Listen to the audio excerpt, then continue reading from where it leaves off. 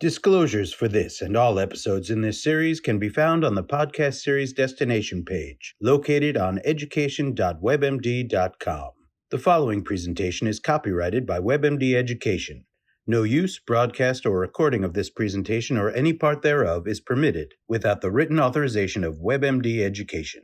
The following podcast was developed through a strategic collaboration with the National Alliance on Mental Illness, supported by an independent educational grant from Takeda.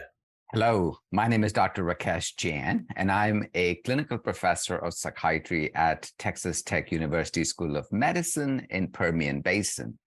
Welcome to this podcast episode, Living with Depression and Other Health Conditions. This is part of the 6-episode podcast series, What to Know About Depression. And today I'm speaking with Dr. Charles Vega. Dr. Vega, can you tell us a little bit about yourself and your work? Well, thanks very much, Rakesh. It's great to be here. Appreciate you having me. My name is Chuck Vega, and I'm a clinical professor of family medicine at the University of California at Irvine.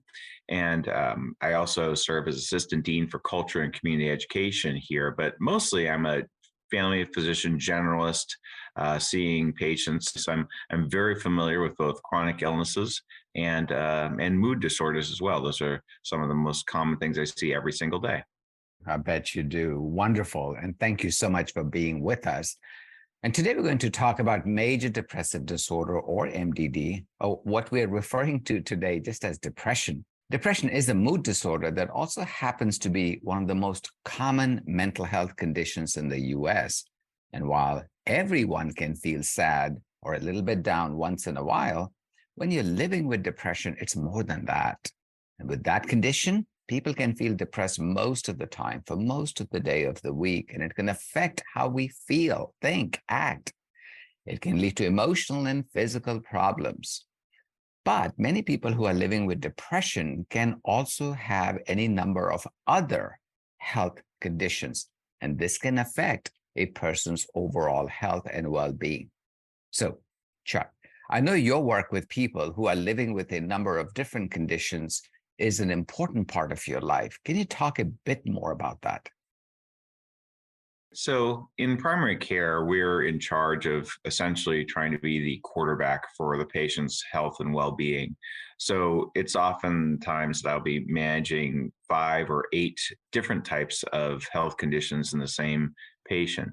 And certainly depression is a major one, but it comes, of course, with a lot of comorbid illnesses as well. And it's hard to say exactly where one starts and the other begins. Certainly when I'm making diagnoses, some people start with depression and then they develop other types of chronic illnesses such as hypertension or diabetes. And sometimes it's the other way around. But the key is, and I think we'll emphasize this throughout this discussion, is to treat the patient holistically. These conditions are not static. They wax and wane over time, and so the priorities might shift for the patient, and always starting with their symptoms, what's pressing for them in terms of their functional ability and what's really holding them back, and then addressing those first is critically important as we're on this journey together. Yeah, I totally hear what you're saying. And it sounds like not everyone who has depression may fully realize that they're having another health condition right along with depression. So I wonder, when someone is living with depression, is sometimes the issue that too much focus is placed just on their mental health and their physical health is forgotten. Do you sometimes see that? I do. There's a huge stigma against depression in our community, unfortunately, and that continues to this day. So I see patients much more willing to talk about their osteoarthritis and their diabetes, and try to put aside the depression as well. I'm just tired all the time, and I have a lot of stress. But you're absolutely right that folks can be treated for depression and have for unrealized conditions such as anemia or hypothyroidism or diabetes, all of which can closely mimic depression and certainly contribute to it. And then there's a plethora of other conditions. I think that almost all chronic health conditions are associated with a higher risk of depression. Because if you have, for example, chronic pain, or if you have a very serious diagnosis such as cancer or dementia, those will be associated with higher rates of depression. I think that makes some intuitive sense. Also, we can be promoting higher risks of depression by the medicines we give. While we're doing the right thing in terms of treating patients, we can worsen depression that's always there because some of the medicines we have are sedating and cause low mood.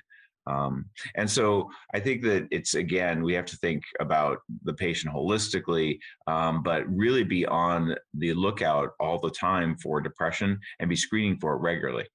That's a lot of very good information you shared with us, Chuck. So if I can step back for a second and summarize what I've learned so far from you, people with depression need to be aware of the physical challenges they have and to address it. But I think what you're saying is people who have chronic health issues such as hypertension or diabetes or heart failure or obesity or any of the above that you mentioned, it's really important for them and their clinician to be aware that depression has a much higher chance of being coexistent. I really think I understand that. And I think the other point you made that, even as a clinician, I often forget is that our medications, while they do good in some people, they can also create a host of side effects that could be physical in nature. I get it. So now that we've discussed those important issues, what would you tell someone who may be having another health condition and is living with depression? How exactly do you approach that issue with patients and their family members, Chuck? Well, the way I think of depression, it is a very important diagnosis in itself, but patients need to understand this is something we see all the time in primary care. About 30% of our patients have depression and or anxiety.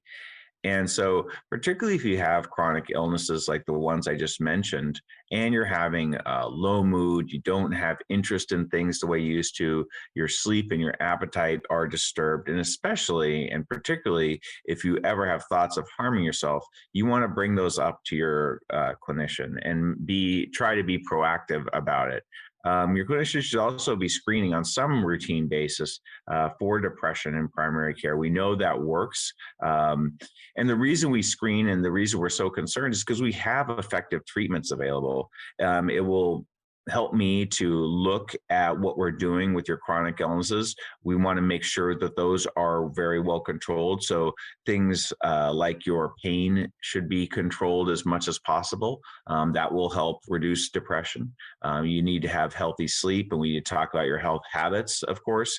Reviewing your med list is critically important. And then generally when we control your other chronic health conditions, that also helps depression. And then finally, there are direct treatments for depression, either pharmacotherapy or through talk therapy that are proven to be effective and well tolerated. So you're making a strong case for open communication between the patient and his or her healthcare provider. You're talking about the importance of bringing a list of all your medications, not the prescribed ones only, but perhaps even the over-the-counter medications you might be taking. And it seems like what you're saying is the mind-body split that often happens in clinical practice or happens with even us out in the community is not to be tolerated. We need to see a unification of these two issues. Am I getting all of that right? You absolutely are. And you're right about the medications. With all our advanced technology and doing more and more telehealth, the best technology that I find for medications is a brown paper bag. Just bring everything that you might be taking, including the over-the-counters and the supplements. You're absolutely right, in that bag, and we'll make sure that everything is where it should be and it's safe. So yeah, absolutely. It's about those.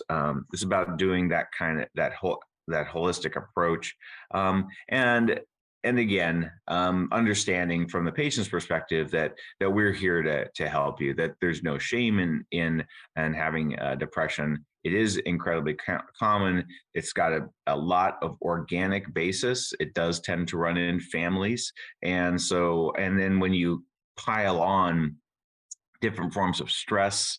And when you pile on different chronic illnesses that can hurt your lifestyle and reduce your function overall, your risk for depression does go up. So let's talk about it and let's get it treated, because it's going to be very hard to treat your hypertension, heart failure, chronic obstructive pulmonary disease, or diabetes, much less pain, efficiently and effectively if we don't have your depression under control. Somatic illnesses and the mental health illnesses tend to feed into one another. And when one's uncontrolled, you can bet the other is less likely to be controlled as well. The last few sentences that you just said, Chuck, are to be underlined repeatedly. What you said is just simply golden for anybody who's living with depression, which is do not create a mind-body split for pragmatic reasons. As you said, unless you treat the person's body, it sure is difficult to get depression or anxiety under control. Well said. Let me follow up on that. So if a clinician and a patient were to agree upon a medication, sounds like what you're saying is it's important not to just think of the potential benefits from the medication, but also to think about potential side effects that might be problematic for that patient. What do you think about that? And would you expand on the issue of why appropriate medication selection is so important in major depression? Great point. And so, as you know, Rakesh, everything we do in healthcare is a constant balance of benefits and risks, hopefully more benefits than risks. So certainly with medication choices, we are considering that. Now in primary care, since we are managing the whole patient and taking care of multiple conditions at once, I get inordinately excited when I'm able to take maybe 2 or 3 symptoms and or chronic problems and treat them with one medication. And that does happen because there is cross reactivity of these agents across different forms of disease. And patients don't necessarily appreciate that. They don't necessarily care quite as much as I do, but I get excited. Why? Because I'm offering effective treatment. I'm treating patients highly efficiently, so I'm exposing them to less side effects and less drug burden. Where instead of taking 7 pills a day, they're taking 4 or 3. I think that's always a win for patients. So if you can address multiple issues with one medication, obviously that would be ideal. Talk a bit more about side effects, because I've had patients often report fatigue that is worsened with a medication, or memory difficulties that are worsened with a medication, or perhaps even weight challenges that are often worsened with antidepressants. How do you navigate those tough waters, if you will, to help a patient get to a place where they do get the right amount of benefit from it, yet we're able to avoid these common side effects from medications? Right. I think that's one of the great balancing acts. It starts with good communication between patient and clinician. So some side effects are expected. I think one bit of good news is that many times patients may experience an initial side effect to a certain drug, but it wanes pretty quickly. So maybe for the first week or 10 days, they notice it, but then it gets better. It's on our responsibility as clinicians to avoid that possibility by starting with a low dose, particularly with a drug that might be more potent or we know has significant side effects, and then titrating up slowly. For a lot of the chronic health conditions I see, it's not critical that we start with the highest dose, and we don't. Instead, we're talking about more long-term treatment. So yeah, start low, go slow, and think about the balance again. Maybe there's another agent that has less side effects. I very much keep that in mind, because we could have all the evidence in the world that a certain drug is the best for a given condition, including depression. And we don't with depression, by the way. There's a lot to choose from, and they all seem kind of similarly efficacious. There's none that really stand out like that is the drug for everybody on the planet. But if the patient's not going to take that drug, then all benefit is lost. It's like doing nothing. And so therefore we have to be mindful of patients and again have that communication regarding symptoms. Finally, I would just say it's also very worthwhile to preload patients. Hey, by the way, for the first week, you may notice that you're a little bit more tired or you don't feel quite like yourself. That usually gets better after that first week, and we're going to use a low dose. But I want you to be mindful of that. And if it's very severe, let me know. But otherwise, just try to hold out, because the drug starts working, a couple of weeks after that.